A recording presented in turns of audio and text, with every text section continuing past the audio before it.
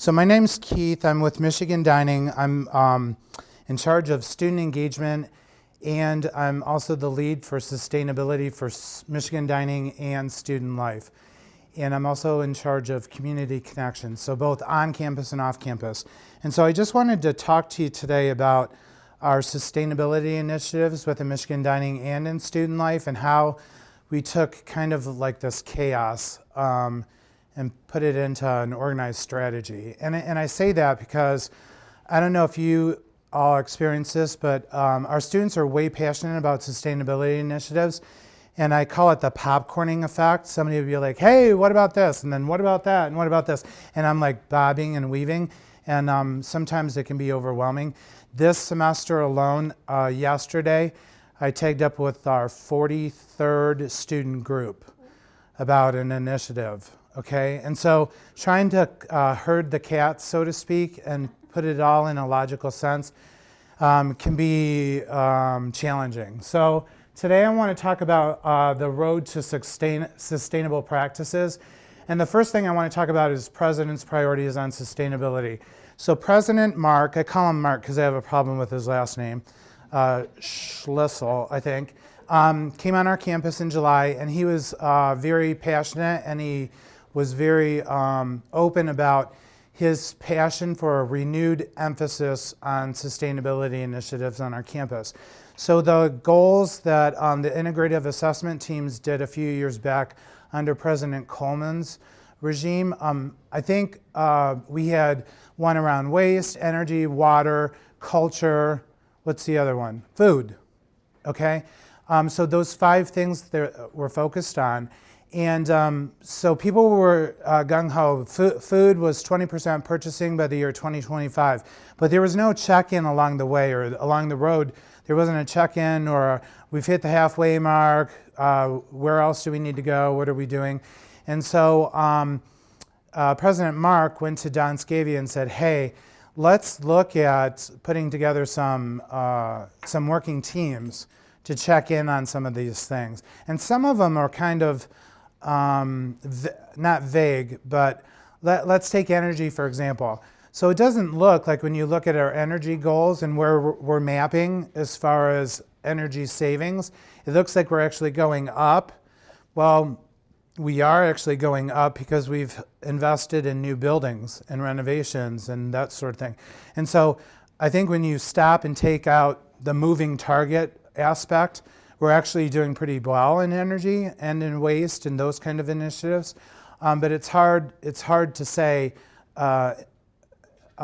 definitively, like, yeah, this we're doing really well on, because it's a moving target all the time. Our food goal is 20% sustainable by the year 2025. We're currently at 12.2. That keeps going down. Our first year that we reported, we were over 20%. We were like, hoo-hoo. And I got with the Office of Campus Sustainability, who happens to be here today. And they were like, well, how about if we increase the goal? And I give us 2 seconds to celebrate. But the thing was, the STARS reporting system that we work through actually increased their standards. So we fell back down to 12%. So anyway, these are the President's priorities: energy, waste, and culture. I actually sit on the culture team. My boss, Steve Mangan, sits on the waste committee, and then there's also one around energy. And so our progress so far, how we actually got there, I want to talk about that for a few minutes. We pulled all of our student life sustainability initiatives into one template, and I'll show you what that template looks like. So I literally went around to all the different student life departments and I said, what are you guys doing specifically? And I focused on the waste, water, food, culture, energy. And so they were able to say, well, we went to 2-sided printing, or we're recycling now and everybody's doing that. We got rid of our water fountain in our office. And so I was able to map all of those out. And I want to show you briefly what that looks like coming up. So what was nice is we're able to attach the metrics to as many of the accomplishments as possible so that you can actually go back and see like numbers, okay? And then we continually review and update those numbers. So it looks kind of like this. And if I scroll down, I know you guys can't read all of that, but this first column says highlights, okay? So some highlights here. We're tracking Michigan companies and what the spend is. We're looking at energy efficient equipment, pre-consumer composting, single stream recycling, and then it says like this is ongoing, what the status is, who's responsible for it. There's lots of columns on there. But if I actually scroll down, if I can find, there's one, here's what we've achieved so far. So these are completed projects. So single stream recycling, reach out to Huron High School, some renovations, South Quad. We have Munger and East Quad coming up. And then along the bottom, we have student life projects, and they're divided up into different categories: purchasing, energy, water. We scroll down, there's waste, student initiatives, sustainability, education, regional and community engagement, and then we can drill down even further to Michigan Dining. I hope to do this for all the departments within student life. So they roll up into the student life tab, but if you go to the Michigan Dining one of our goals here is tracking local and sustainable purchases, 20%. So if I click on this, it takes me to a link. I click on this link, and I actually pull up Barb Hagen's template. So she's tracking all of this, all of our spend, what it looks like by department. So there's total on campus. Here's the retail spend, on campus dining or residential dining. Here's retail. Here's Michigan companies. So let me give you an example. Our definition of sustainable is a 250-mile radius around Ann Arbor and or the state of Michigan. And the product has to have 50% ingredients grown and processed within Michigan or that 250-mile radius. So if you take a company like Kellogg's, their cereal's not made in Michigan anymore. So it's not considered a sustainable food purchase, but it is a Michigan company. And so we have different categories that we measure. So if you look at this number right here, Barb says we're at 12.2% out of our 20% goal, but our Michigan spend is at 27%, which is it's a pretty nice number. So we can tell our story different ways. So this template, I hired a teenager, right, a grad student through the Europe office, and he's a guru at this. He's phenomenal. And so I'll say, I want to measure move in and move out tonnage by category.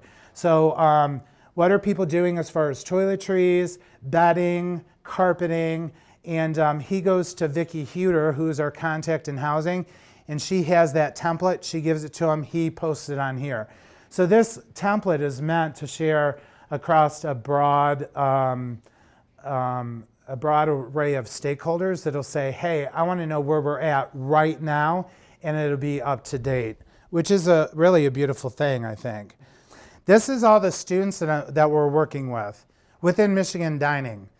So what we did was up here, student group, class or org, what their name is. I get their Michigan ID, their ID numbers when possible, and then their unique names. And what I do with that is share it with development.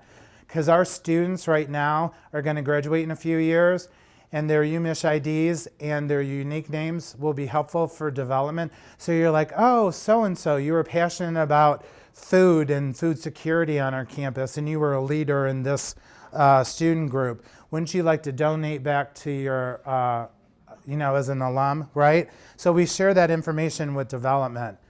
Students beware, I guess. But it's kind of funny. Project details, who the contact person is, if there are any restrictions, like we have restrictions. If you're going to take a picture of a student, they need to sign off on it to say that you have permission to use their photo. Otherwise, the student shows up on the cover of whatever magazine, right? Because we've done a great job of telling the story. They're like, I never gave you permission. So we have this template too. There's one, if you notice down here, this is for fall of 14, and it only goes to 18. There were 39 groups that we met with in the fall, and then we're at currently 43 for winter semester. And really, anytime, I act as triage. So anytime somebody is like, I have a student group, They know to send them to me. I log them in, I meet with them, I get the who, what, why, when, and how, and then I connect them back. So like Tony Gazzaro is here, and she works up in Bursley. She has a student group that she's working with around sustainability initiatives this semester. And so she's the resource and the contact. She knows what the restrictions are, I know what the restrictions are, the students do, and they're good to go. So student engagement is important for us. We have our farmers market that we do in the fall. We're looking at continuing that in the future, but making them a little bit smaller and doing them more frequently. So the very first year that we had farmers market on our campus, students said you didn't have enough variety of produce, so we got enough variety. And then the next time we surveyed them, they said, you don't have them often enough. So now we're going to offer them more. And hopefully we won't do another survey, right? I'm just kidding. But anyway, we want to have them more frequently now. Student engagement's important for us. And we learn as much from the students as they do from us, which is pretty cool. One example within student life is cultivating communities. Student-run, student-led, student-founded, and they're at the Ginsberg Center. And so they have a small garden there, and it's meant to educate and connect to the community. UMSFP, University of Michigan Sustainable Food Program, is an umbrella group, and they also have the campus farm within that umbrella. And the campus farm, their goal is to educate as well. But I just met with them this morning because they want to be able to sell some of the produce, which happens to be a byproduct of their education. So they're educating students at the campus farm, growing vegetables, and now they want to sell the vegetables so that they can self-fund their program, which I think is pretty cool. Leaders and best as far as the students go. So I want to talk about, we have a Student Life Coordinating Committee. I started in this position back in the fall. And I was the food director for University Union's food service back in May. And then in June, my boss came on board, and he saw the things that I was passionate about: sustainability, working with students, connecting with the community. And he designed this job description for me, which I love. It's a perfect job. And so since then, I've been able to get coordinated. And I went to Lauren Ruhlman, who's the Associate Vice President for Student Life, and I said, hey, we need more than just me. So can we get some folks within Student Life that are committed to sustainability? And we came up with this committee. And the committee does regular inventory and publicize Student Life sustainability in print. So it could be the Record. We are featured in the Record yesterday for Meet the Farmers at South Quad. That was awesome. So you come and meet the farmers we work with. Help determine priorities for student life sustainability initiatives. Help inform sustainability costs and benefits for each possible option. Right now we're looking at sensors, lighting sensors, because within dining, you could walk into a storeroom, pick up a case of something, walk back out, and you're not doing like this with the light switch. So the light switch stays on. So if we had a lighting sensor there, when there's no movement, the light would go off. But we have to do a cost analysis to say, hey, this is how much we're going to spend, and this is how much we're going to save at what point in time, so that we can justify the spend to begin with. I'm sure a lot of you guys in your departments have to do that similar thing. From a student life perspective, this committee is looking at those kind of initiatives and the cost involved to do them. So some other things: nurture existing or new sustainability initiatives that may or may not be related to the university's largest sustainability initiative. So we get a lot of that. We have water, waste, energy, food, and culture. And sometimes the initiative doesn't fall within that. So we have to look at that, judge whether that we can support that or not, and then let the students know. All right? Advocate for and encourage student life personnel and offices. How many of you guys are workplace certified? Sustainable workplace certification? Anya and Barb, look around. We have lots of opportunities here. So workplace certification says, hey, I'm being as sustainable as I can within my office area. And I actually found when we converted that we actually saved money. because Barb was able to say, if you use this computer paper, it's actually cheaper than the one that you're currently using. So if you call up Barb and say, hey, I want you to come out, you fill out a survey first that tells her what you're currently doing. She comes and does a walkthrough, and then she certifies you at a different level. There's bronze, silver, gold, and platinum. And being able to do something like that screams that you're the model for sustainability within your department and even the larger department. So right now I'm on Royster, right? Like, hey, in Fleming, y'all need to be at platinum, because everybody else is looking at those certifications saying, well, Royster's only at, is she at gold right now? Silver, okay? And you're like, ooh. And I just happen to be at platinum, so I thought I'd share that. Develop short and long-term goals for student life and advocate for consultation of university efforts within student life staff. So I reach out. So Tony will send me an email, hey, I want to do post-consumer composting. And I'm like, hoo-hoo, I can be a coach and a cheerleader and kind of walk through the process of how she's going to set it up within the Bursley Dining Hall. It says, engaged in sustainability efforts while working through the complexity of achieving the sustainability's movements, triple bottom line. So you all know that it's people, planet, and profit, right? Or social justice, environmental justice, and economic justice. I'm sure you're unfamiliar with this word complexity on our campus, but yeah. But I will say this, from my standpoint, you want to do one small project and it takes forever, but understanding the resources that are out there and the support can take you a long way in achieving your goal. So let's talk about student life accomplishments. I did point out the cultivating communities at the Ginsberg Center. Spectrum Center was one of the first to become Platinum Workplace Certified, which is pretty cool. And what Barb does is once you're certified, she has a frame with your certificate. She gets a group picture. You're featured on the website. And then that's something you can boast about on your own website and within your own department. And then Mitchell Field.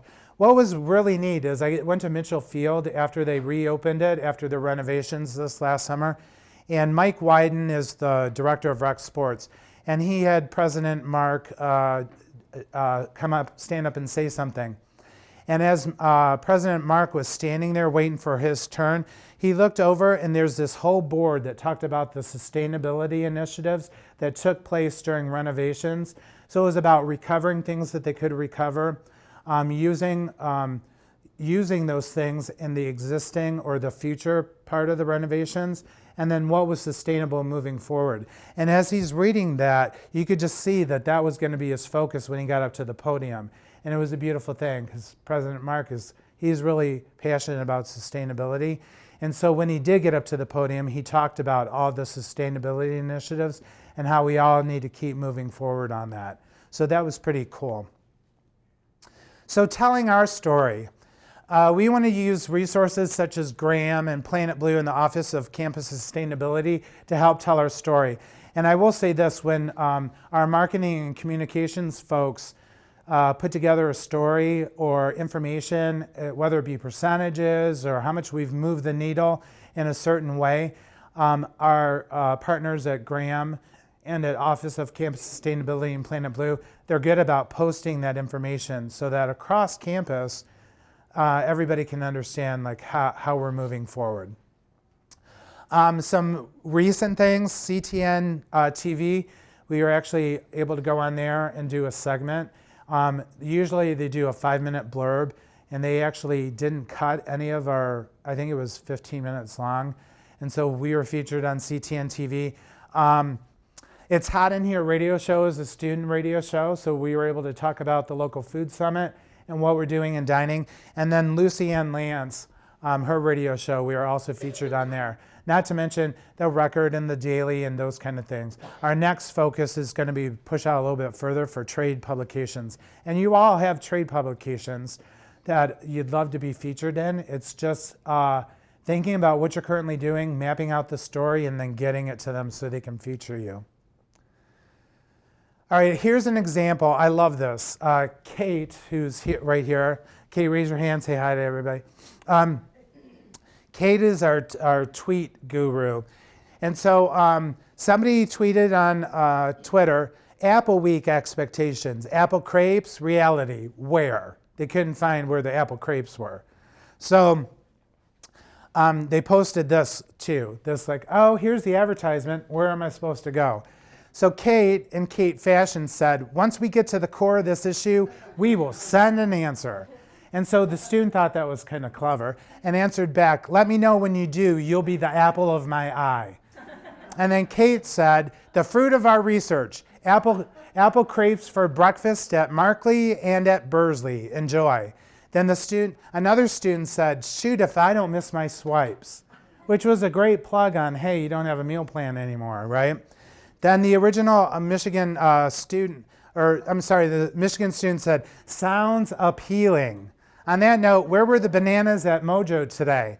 They were only sad pre-cut ones near the cookies. And then Kate said, delivery truck was hijacked by monkeys. Then it says, bananas are a hot commodity and sometimes we run low, sorry.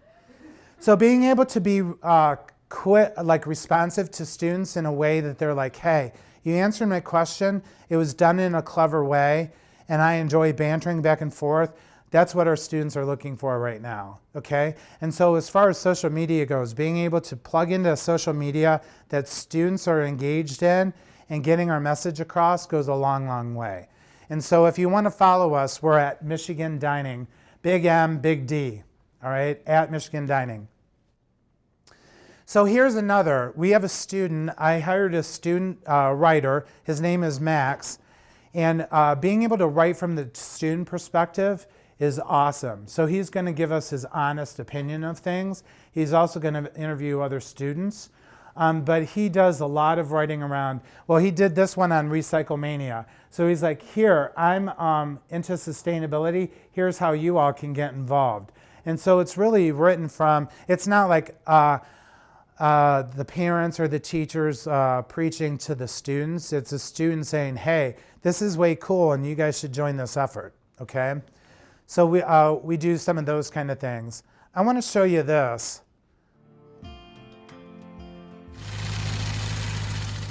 Our current system of food production and consumption is unsustainable. It threatens not only our natural resources, but our access to healthy and nutritious food.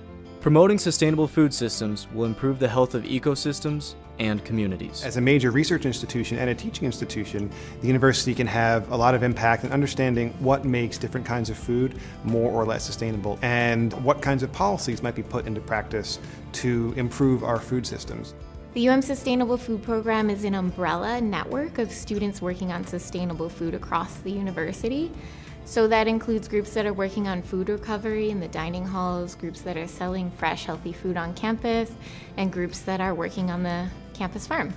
Harvest Fest happens and the community is invited to see how the students grow the food and then celebrate the harvest as well by attending that event. The Cultivating Community Garden might be one of the oldest. Their garden is highly productive. The School of Dentistry garden is the newest garden on campus, and the School of Dentistry welcomes the broader community. They see a lot of patients from different economic backgrounds. The campus farm was started by a group of master's students several years ago who were in the School of Natural Resources and the Environment. So they're taking food that's been prepared and hasn't been used, and they're taking it safely over to food gatherers to help make sure that people who have food access issues are able to get this leftover food that Michigan doesn't need. The university has set a goal of having at least 20% of food purchases come from sustainable sources by 2025. We're working on expanding our local spend for produce, proteins, and as many products that are made around the Ann Arbor and Michigan area as possible. We have relationships with several different farms. We've figured out how to pay them directly and still maintain our food safety and risk management issues around that. Central Student Government approached Michigan Dining and said, we'd love to have a farmer's market on campus. And we said, we do too. And so we got together, worked with our local farmers, and we asked them to come out and be a part of the farmer's market. Students want to meet the people that are growing their food. The University of Michigan is known for turning out leaders in the world, and so we're interested in turning out leaders in sustainable food. I think the biggest thing you can do, cook fresh, buy in small amounts, support your local farmers, go to the farmers market, and have fun with food. These are just a few of the ways you can get involved at U of M. Each of our everyday food choices will help create a sustainable food system. Welcome to Planet Blue.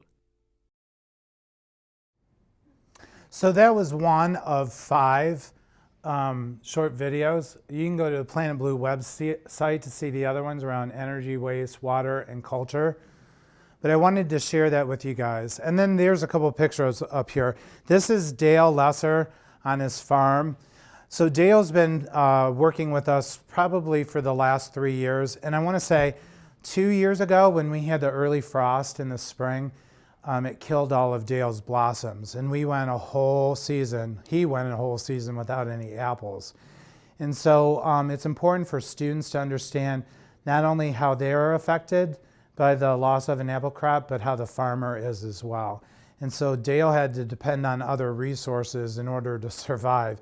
He is a bee farmer. He also sells firewood in the wintertime.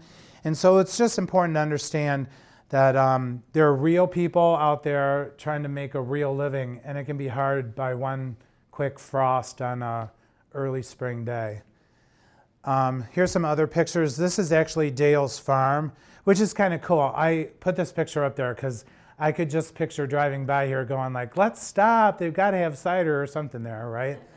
This one is of his barn up close, and you can see he also sells honey and eggs. This is his cider.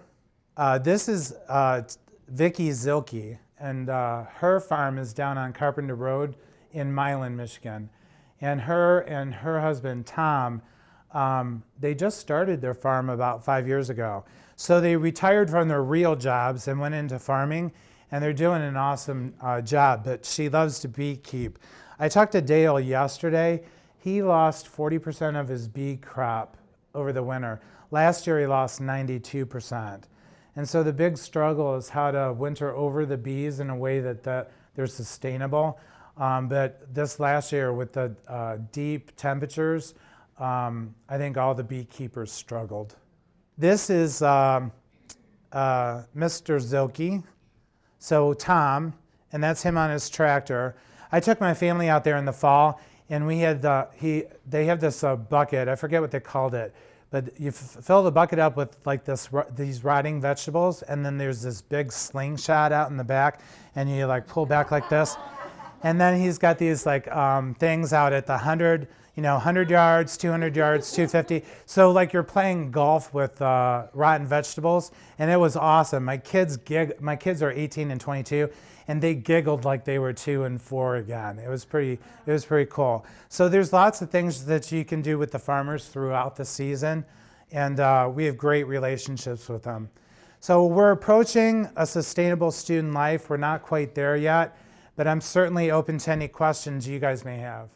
So as I'm thinking about that car, I'm thinking about the life cycle of it. You know, if I happen to be maybe a manufacturing engineer, suddenly like boom, my head explodes into this.